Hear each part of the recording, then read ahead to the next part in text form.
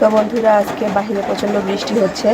তো বাইরে বের হওয়ার মতো কোনো পরিস্থিতি নেই, তাই ঘরেই শর্টকাটে কিছু করা যায় কি না খেতে তো হবে।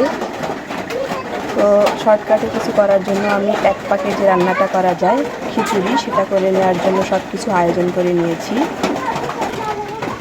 এখানে আমি চাল ধুয়ে পরিষ্কার করে নিয়েছি। আমি খিচুড়িতে আলু খেতে ভীষণ পছন্দ করি, তাই কিছু আলু কেটে নিয়েছি। এখানে আমি বুট চালাই আগে থেকে সিদ্ধ করে নিয়েছি। এখানে আমার সকল প্রকারের বাটা মশলা তৈরি করা হয়ে গেছে। তো বন্ধুরা, এখন আমি খিচুড়িটির রান্না বসিয়ে দিব। প্রথমে আমি চুলাটা জ্বালিয়ে দিলাম। এখন কাঁচামরিচ, পেঁয়াজ, তেজপাতা একটু হালকা করে ভেজে নিব।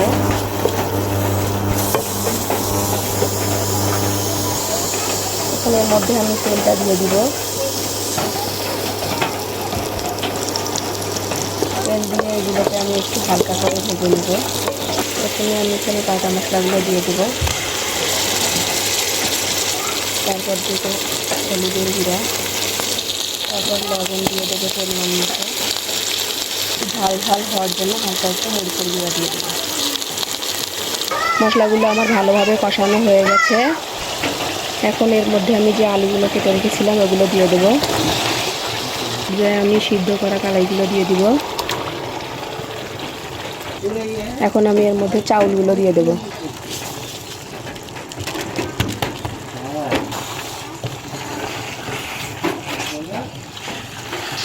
চাউল দিয়ে দেওয়ার পর ভালোভাবে সবগুলো উপকরণ কষিয়ে নেব। এখন এর মধ্যে পরিমাণ মতো পানি দিয়ে দেব। এখন আমি ঢাকনা দিয়ে কিছুক্ষণের জন্য রান্না করে নেব।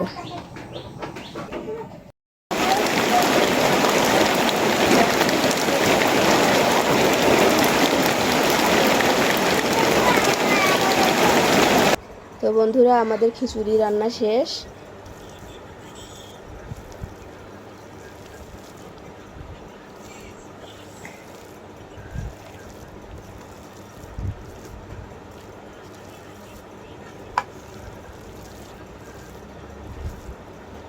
বৃষ্টির দিনে এরকম খিচুড়ি খেতে অনেক ভালো লাগে।